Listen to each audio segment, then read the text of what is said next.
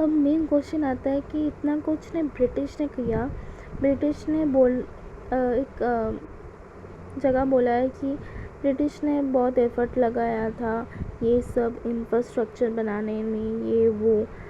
Question आता है कि ये जो ब्रिटिश रूल किया था, कोई भी पॉजिटिव इम्पैक्ट था क्या, कि was there any positive impact of the British rule in India?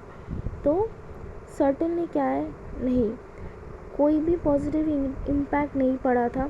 क्योंकि if the impact of the British rule is studied, अगर हम लोग ब्रिटिश रूल के इम्पैक्ट पढ़ते हैं with the motive, British rule के मोटिव क्या था, अगर उधर से पढ़ते हैं ब्रिटिश गवर्नमेंट का मोटिव क्या था, अगर वो देख कर पढ़ते तो उनका मोटिव क्या था, बहुत क्लियर और फोकस कि कॉलोनियल एक्सप्लॉयटेशन करना है of the Indian economy. India की जो जो रिसोर्सेस है वो ले लेना है, जितना बड़े छानबीन के ले लेना है। However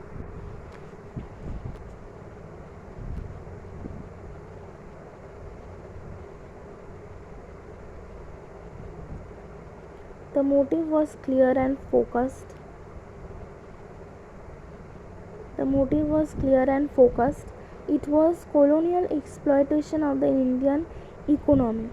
The motive was clear and focused. It was colonial exploitation of the Indian economy.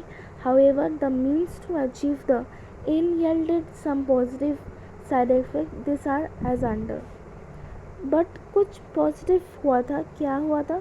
जो फार्मर बस सब्सिस्टेंस क्रॉप के लिए काम करता था, सब्सिस्टेंस, वो अब जानने लगा कि जो क्रॉप है वो हम मार्केट में बेच सकते हैं। जो फर्स्ट में वो लोग क्या बनाता था, फूड क्रॉप, जो खुद कंज्यूम करता था। अब जब ब्रिटिश ने आया, ब्रिटिश ने बोला कि मेरे लिए आप लोग बनाना, मेरे लिए फोर्स किया था कैश क्रॉप बनाने के लिए। अब देन उस लोग को पता चला, अच्छा ये क्रॉप हम लोग मार्केट में बेच सकते और उससे पैसा भी कमा सकते हैं। तो ये आउटलुक हुआ। तो क्या बोला है इधर, बोला है कि commercial outlook of the farmers का था, forced commercialization of agriculture under British rule exposed the subsistence farmer to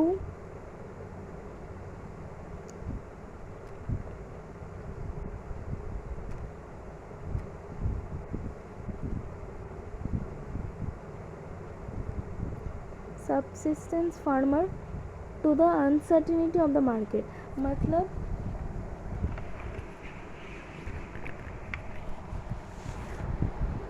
कि जो सब्सिस्टेंस फार्मर था, जो कॉमर्शलाइजेशन वाला कॉन्सेप्ट में क्या बोला था कि जो सब्सिस्टेंस फार्मर था उन लोग को अभी उगाना है कैश क्रॉप, जिससे पैसा आए। तो अभी वो लोग पूरा डिपेंडेंट था मार्केट पे।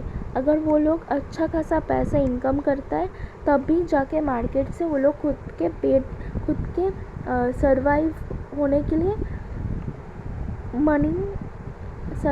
के लिए खाना ला सकता है मार्केट से। So that's why it said that expose the subsistence farmer. Exposed मतलब एक्सपोज होना, मतलब कोई भी चीज़ से अगर एक्सपोज होते हैं हम लोग, कि हम दाखिल करना, expose the subsistence farmer to uncertainties of the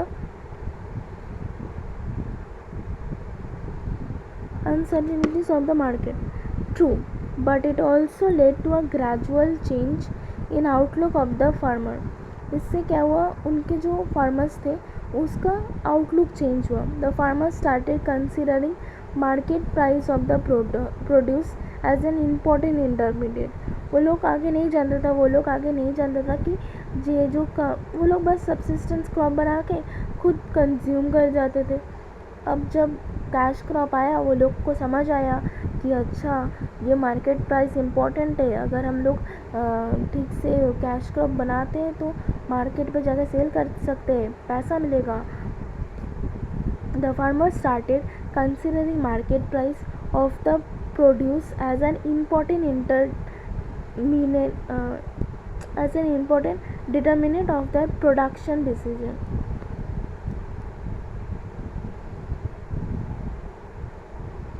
Then comes the new opportunity of employment. Spread of railway and roadways opened up new opportunity of economic and social growth. अब ये जो रेलवे हुआ है वो तो बहुत सारे लोग को जॉब तो दे रहा है ना, जॉब दे रहा है. बस जो चला रहे रोड से उन लोग को भी तो जॉब दे रहा है. तो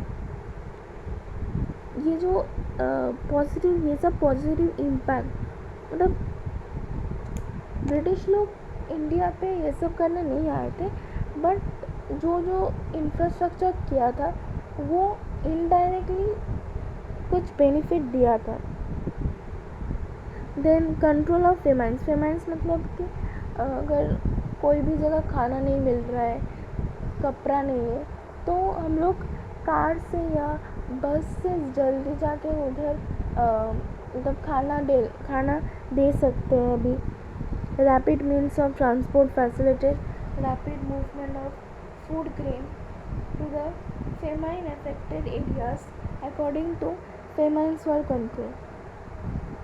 Control of famines. Rapid means of transport facilitated rapid movement of food grain to the famine affected area.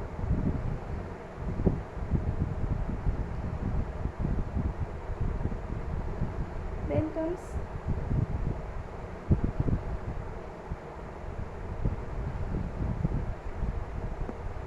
तो क्या क्या पॉइंट हुआ. फर्स्ट हुआ कि it change the outlook. Second हुआ new opportunity of employment. Third हुआ कंट्रोल ऑफ फेमाइन. फोर्थ हुआ monetary system of exchange. Monetary system of exchange मतलब ब्रिटिश ही फर्स्ट लोग थे जिन्होंने पैसा लाया था. पैसा वो लोग लाया था ब्रिटिश. बट उसके आगे क्या चलता था, गोल्ड चलता था, और उसके भी आगे बार्टर सिस्टम चलता था. बार्टर सिस्टम मतलब कि एक दूसरे का गुड एक्सचेंज करना. तो मॉनिटरी सिस्टम क्या बोल रहा है कि there was a transition from barter system of exchange to barter से monetary. There was a transition from barter system of exchange to monetary system of exchange. Growth of monetary system of exchange facilitated division of labor, specialization and large scale production. तो ये सब हुआ. There was a transition from barter system of exchange to monetary system of exchange. Efficient system of administration. The British government in India left a legacy of an efficient system of administration. This served as a ready reference for our politician and planner. तो ये कुछ उतना important नहीं है. Then comes an impact of railway in India. Railway आने पर क्या positive हुआ और क्या नेगेटिव हुआ. पॉजिटिव क्या हुआ, railway facilitate expansion of domestic market. According export and import of the country showed a significant rise. Export और इम्पोर्ट करने में हेल्प करता है. Second, railway facilitate commercialisation of agriculture as goods could then be move to distant place. मतलब दूर दूर जगह में जो गुड्स है वो ले जा सकता है. This implied a modest change in the outlook of the farmer. इससे क्या हुआ, जो फार्मर्स का आउटलुक चेंज हुआ. फार्मर्स लोग कभी जो कैश क्रॉप है वो बेचने के लिए ट्रेन में जा सकता है. They started viewing farming as a business. अब क्या हुआ, फर्स्ट में तो वो लोग खुद के लिए क्रॉप बनाता था, अभी क्या करता है, अभी बिजनेस के लिए क्रॉप बनाता है. Business as rather than merely as a source of subsistence. ऐसा बोल ही दिया सबसिस्टेंस, मैंने जो बोला है सबसिस्टेंस, आगे खुद के लिए क्रॉप बनाता था और अभी मार्केट के लिए क्रॉप बनाता है। Railway enable people to break the barriers of distance and undertake journey to far off places. अब रेलवे जो है इतना दूर दूर, ये जो कश्मीर है और ये इंडिया है, बहुत, अगर हम लोग पैदल जाते तो बहुत दूर, बहुत बहुत, बट अगर ट्रेन से जाते तो दिखाता है कि 2 दिन में पहुंच जाएंगे, बट अगर पैदल जाएंगे मे बी अ मंथ लग सकता है।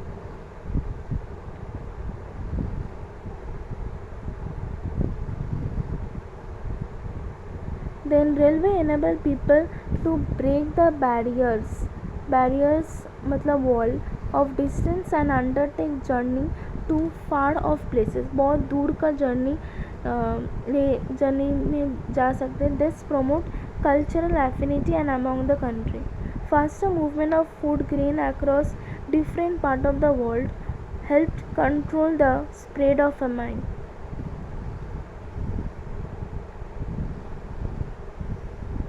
जो कंट्रोल मतलब फेमाइन को कंट्रोल करने के लिए ट्रेन बहुत हेल्प किया था। Faster movement of food grain across different part of the country help control the spread of फेमाइन्स।